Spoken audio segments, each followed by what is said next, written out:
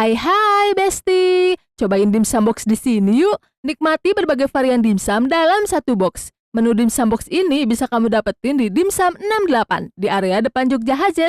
Yang spesialnya, dimsum mereka tuh homemade loh, terbuat dari daging dan bahan baku pilihan.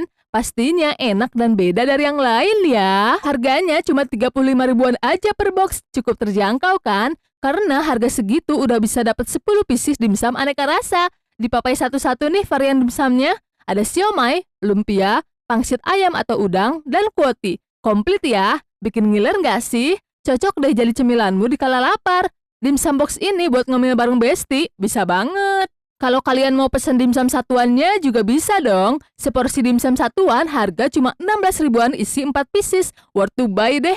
Varian dimsumnya juga banyak banget, sampai ada 20 macem. Satu jenis siomay aja banyak rasanya. Dari ayam, kepiting, jamur, dan lain-lain.